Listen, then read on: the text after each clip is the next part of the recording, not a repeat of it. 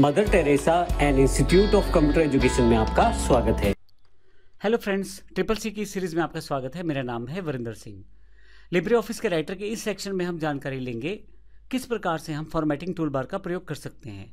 पिछले सेशन में हमने सीखा था किस प्रकार से हम टेक्स्ट को सिलेक्ट और डिसलेक्ट कर सकते हैं। तो जिस एरिया को आप सिलेक्ट करेंगे उस पे ही आपके फॉर्मेटिंग फंक्शंस चलने वाले हैं।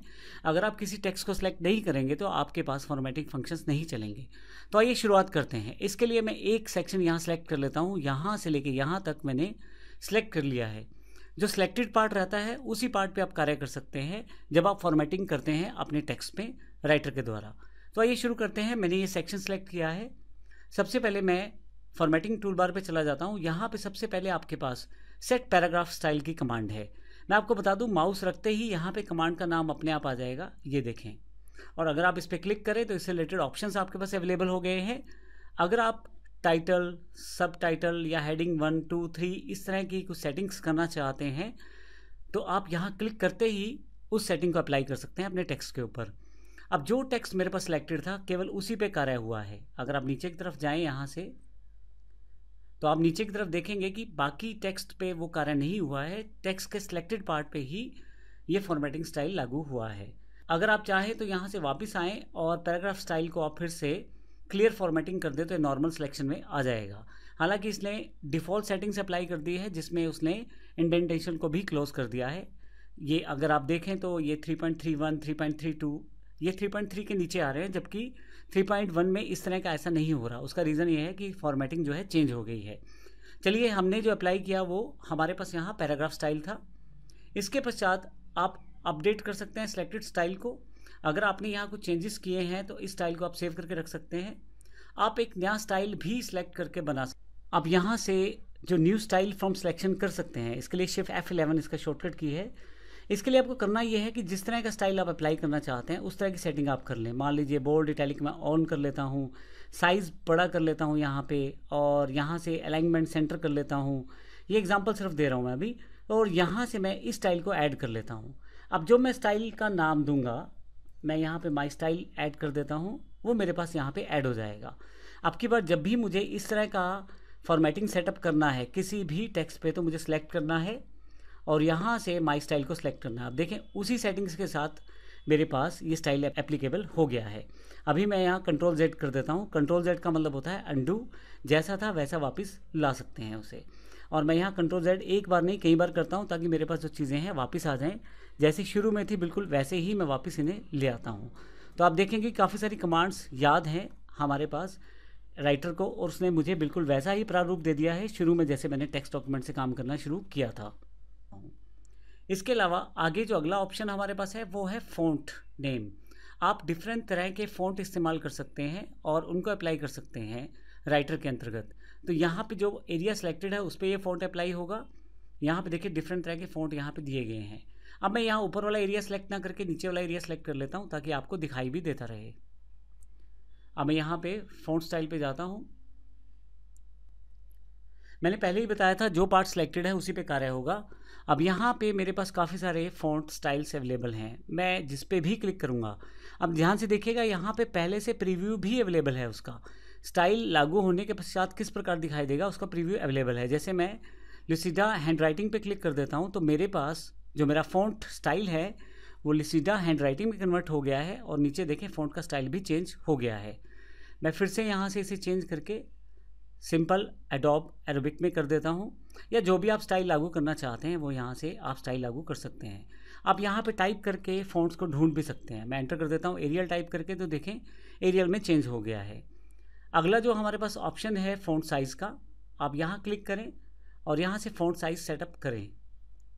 जो भी फ़ॉन्ट साइज़ आप सेटअप करेंगे वो यहाँ पे अवेलेबल हो जाएगा और यहाँ से आप फ़ॉन्ट साइज़ को कम ज़्यादा कर सकते हैं। मैं इसे फिर से 13 या 12 जो भी आप सेलेक्ट करना चाहते हैं वो साइज़ आप सेटअप कर सकते हैं। मैं यहाँ पे ये आपको बता दूं कि अगर आप इस ड्रॉप डाउन बॉक्स पे आएँ यहाँ पे तो एक डिफ़ॉल्ट साइज़ पहले से अवेलेबल है। सबसे कम 6 और सबसे ज़्यादा जो फ़ॉन्ट साइज़ है वो 96 है। पर मैं एक बात और बता दूं, आप अगर इसको मॉडिफाई करना चाहते हैं तो आप यहाँ पे मॉडिफाई कर सकते हैं।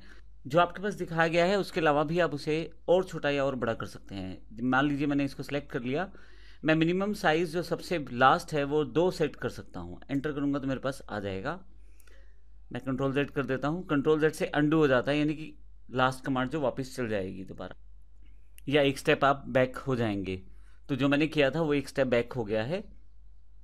यहाँ पे मैं एक फ़ॉन्ट का मैक्सिमम साइज़ जो डिफाइन कर सकता हूँ वो 999.99 है। मैं यहाँ पे इसे टाइप करके आपको दिखा देता हूँ। जैसे एंटर करूँगा मेरे पास वो साइज़ सेटअप हो जाएगा। हालांकि साइज़ बहुत बड़ा है इसलिए काफ़ी सारे पेजेस में वो वर्कआउट करेगा। देखें, मैं कंट्रोल Z कर देता हूँ फिर से। तो इस तरह से आप याद रखिएगा कि डिफ़ॉल्ट रूप से यहाँ पे जो मिनिमम साइज़ दिखाया गया है वो 6 दिखाया गया है, और डिफ़ॉल्ट रूप से मैक्सिमम साइज़ जो दिखाया गया है 96। लेकिन आप मिनिमम फ़ॉन्ट साइज़ जो है वो 2 सेट कर सकते हैं, और मैक्सिमम फ़ॉन्ट साइज़ जो है 999 पॉइंट या 0.99 सेट कर सकते हैं। कई बार लेटर, ऐसे या किसी पर्टिकुलर टेक्स्ट में आप किसी वर्ड या किसी लाइन को अलग से शो करना चाहते हैं, तो उसके लिए हम बोल्ड, इटैलिक और अंडरलाइन टूल्स का यूज़ कर सकते हैं। बोल्ड से अक्षर मोटे दिखाई देते हैं, इटैलिक से थोड़े से टेढ़े हुए, और यू से अंडरलाइन से नीचे लाइन आ जाती है। इन तीनों का शॉर्टकट अलग अलग है। बी से बोल्ड बनाने के लिए कंट्रोल B, इटैलिक के लिए कंट्रोल I और यू के लिए कंट्रोल U का प्रयोग कर सकते हैं। प्रयोग करने के लिए सबसे पहले मैं सिलेक्ट कर लेता हूँ, और अगर मैं B दबाऊँ तो ये बोल्ड हो जाएगा। यही से मैं इसे ऑफ भी कर सकता हूँ, यानी कि दोबारा अगर मैं B पे क्लिक करूँगा तो ये ऑप्शन हट जाएगा। आप देखें नॉर्मल टेक्स्ट आ गया है।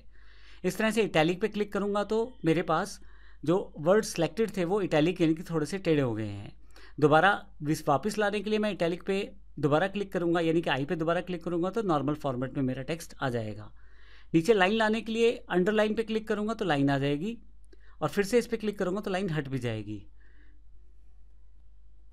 इसके अलावा मैं स्ट्राइक थ्रू का प्रयोग कर सकता हूँ। स्ट्राइक थ्रू पे क्लिक करते बीच में एक लाइन आ जाएगी वर्ड्स के, और आप देखेंगे यहाँ लाइन दिखाई दे रही है। अगर मैं इस लाइन को हटाना चाहता हूँ तो फिर से इसे ऑफ कर सकता हूँ। एक और इम्पोर्टेंट बात, आप इन सबको मिक्स करके भी चला सकते हैं, जैसे बोल्ड, इटैलिक, अंडरलाइन और स्ट्राइक थ्रू। चारों ऑप्शन इकट्ठे भी ऑन हो सकते हैं, यानी कि अलग कम्बिनेशन में आप इन्हें ऑन ऑफ कर सकते हैं। मैं अभी फिर से इन्हें डिसेबल कर देता हूँ, यानी कि यहाँ से हटा देता हूँ ऑप्शन। तो इसके साथ मेरा टेक्स्ट फिर से नॉर्मल हो गया है। आपको कई बार टेक्स्ट लिखते समय सुपरस्क्रिप्ट या सबस्क्रिप्ट की बहुत ज़्यादा आवश्यकता रहती है। जैसे एग्जाम्पल के लिए मैं यहाँ पे एक एग्जाम्पल ले लेता हूँ। पहले मुझे 2⁸ लिखना है, यानी कि 2 की पावर 8 लिखना है। तो अब मुझे यहाँ पे सुपरस्क्रिप्ट फंक्शन की ज़रूरत पड़ेगी, जो कि यहाँ पे एग्जाम्पल के रूप में दिखाया भी हुआ है। शॉर्टकट की जो इसकी है, माउस रखेंगे तो बताएगा कंट्रोल शिफ्ट और P। मुझे सिलेक्ट 8 को करना है, 2 को नहीं करना। 8 को सिलेक्ट करके मैं यहाँ अगर सुपरस्क्रिप्ट में दबाऊंगा तो देखेंगे आप यहाँ पे 2⁸ हो गया है। और इसी तरह से मान लीजिए मुझे एक और एग्जांपल चाहिए, log 10 लिखना है मुझे, तो 10 जो है वो log के पैर में आना चाहिए। तो ऐसे केस में मेरे पास सबस्क्रिप्ट का कमांड है। फिर से मैं सिलेक्ट करता हूँ सिर्फ 10 को, और यहाँ सबस्क्रिप्ट कमांड है X2 जो दी हुई है यहाँ पे। इसका जो शॉर्टकट की है कंट्रोल शिफ्ट B है। मैं इसे क्लिक कर देता हूँ तो log 10 यहाँ पे अवेलेबल हो जाएगा। आप देखेंगे कि सुपरस्क्रिप्ट करते ही log 10 में 10 जो है पैरों में आ गया है log के। तो इस तरह से आप सुपरस्क्रिप्ट और सबस्क्रिप्ट ऑप्शन का प्रयोग कर सकते हैं। कहीं पे ऑप्शन ये पहले से लगा रखा है अगर आपने, जैसे मैंने यहाँ पे अप्लाई कर रखा है, तो वहाँ पे क्लिक करते ही देखें ये ऑप्शन बताएगा कि एनेबल है या डिसेबल है। इस वक्त ये ऑप्शन एनेबल्ड है इसमें। मैं इसको दोबारा सेलेक्ट करके X2 दबा देता हूँ तो नॉर्मल फॉर्मेट में आ जाएगा ये। और इसी तरह से log 10 को सिलेक्ट करके अगर मैं ये दबा देता हूँ सबस्क्रिप्ट वाला ऑप्शन, तो फिर से नॉर्मल फॉर्मेट में आ जाएगा। आइए इस सेशन में हम अगले फॉर्मेटिंग टूल्स के बारे में जानकारी लेंगे। सबसे पहले मैं यहाँ पे आपको बताना चाहता हूँ, आपके पास स्पेशल टूल्स हैं, फ़ॉन्ट कलर और हाईलाइट कलर। मैं सबसे पहले अपने टेक्स्ट को सिलेक्ट कर लेता हूँ जिस पे मुझे ये टूल अप्लाई करना है। अब यहाँ पे मेरे पास फ़ॉन्ट कलर है। अगर आप यहाँ कॉर्नर पे क्लिक करें ड्रॉप डाउन बॉक्स में तो आपके पास और बहुत सारे कलर आ जाएंगे। आप कोई भी कलर यहाँ से चूज़ कर सकते हैं। जो कलर आप चूज़ करेंगे वो यहाँ पे अप्लाई हो जाएगा। अगर मुझे फिर से वापस नॉर्मल रखना है ये कलर, मैं फिर से सिलेक्ट करूँगा और यहाँ पे ड्रॉप डाउन बॉक्स साइड पे दिया गया है, इसको क्लिक करके मैं ऑटोमेटिक पे क्लिक कर दूँगा। तो आप यहाँ से जो कलर अप्लाई करना चाहते हैं वो अप्लाई कर सकते हैं और ऑटोमेटिक पे जाके इसे फिर से वापस रिस्टोर कर सकते हैं एक बेस कलर में जो पहले आप यूज़ कर रहे हैं। जो ये आप डॉक्यूमेंट का डिफ़ॉल्ट कलर है वो डिफ़ॉल्ट रूप से ब्लैक रहता है। आप स्टैंडर्ड के अलावा और भी काफ़ी सारे ऑप्शन हैं, आप इनका प्रयोग कर सकते हैं, जैसे चार्ट पैलेट्स हैं, फ्री कलर हैं, तो आप इस तरह के काफ़ी सारे ऑप्शन यहाँ से सिलेक्ट कर सकते हैं। अभी मैं यहाँ से स्टैंडर्ड कलर ले लेता हूँ और डिफ़ॉल्ट मेरे पास ऑटोमेटिक रहता है। ऑटोमेटिक डिफ़ॉल्ट ब्लैक रहता है जब तक कि आपने फ़ॉन्ट स्टाइल को डिफरेंटली सेटअप ना किया हो। इसी के साथ नेक्स्ट जो हमारे पास ऑप्शन है वो है हाईलाइट कलर का। आप किसी टेक्स्ट की लाइन को हाईलाइट करना चाहते हैं या किसी वर्ड को हाईलाइट करना चाहते हैं, उसे सिलेक्ट कर लें और यहाँ हाईलाइटर पे क्लिक करते ही आपके पास कलर हाईलाइट हो जाएगा। अब देखें बैकग्राउंड में कलर फिल हो गया है। मैं यहाँ भी कंट्रोल Z कर देता हूँ। अगर आप ड्रॉप डाउन बॉक्स पे क्लिक करें यहाँ साइड पे तो बहुत सारे कलर दिखाई देंगे। आप इनमें से भी कोई कलर सेटअप कर सकते हैं। जैसे मैं यहाँ पे ये कलर बैकग्राउंड में ले लेता हूँ। इस तरह से आप हाईलाइट कर सकते हैं अपने टेक्स्ट को। हाईलाइट और फॉन्ट दोनों को इकट्ठा भी चला सकते हैं। यहाँ से मैं कोई भी कलर सेटअप कर सकता हूँ। तो आप कम्बिनेशन चला सकते हैं नॉर्मल टेक्स्ट प्रोसेसर की तरह। अब इसके अलावा अगर मुझे दोबारा से हटाना है हाईलाइटर तो मैं फिर से सिलेक्ट करूँगा इसे और यहाँ ड्रॉप डाउन बॉक्स में जाऊँगा, नो फिल पे क्लिक कर दूँगा। नो फिल पे क्लिक करते ही फिर से नॉर्मल टेक्स्ट आ जाएगा। उसके पीछे का जो एक बैकग्राउंड कलर आ रहा था वो हट जाएगा और फिर से मैं यहाँ इसको भी नॉर्मल कर देता हूँ ऑटोमेटिक करके।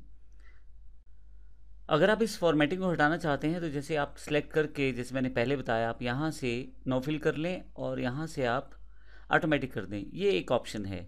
इसके अलावा हमारे पास यहाँ पे क्लियर डायरेक्ट फॉर्मेटिंग का ऑप्शन भी है जिसका शॉर्टकट है Ctrl+M।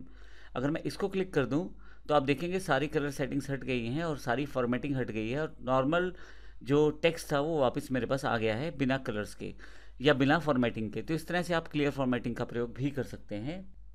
नेक्स्ट सेक्शन में हम अलाइनमेंट ऑप्शंस को देखेंगे। धन्यवाद।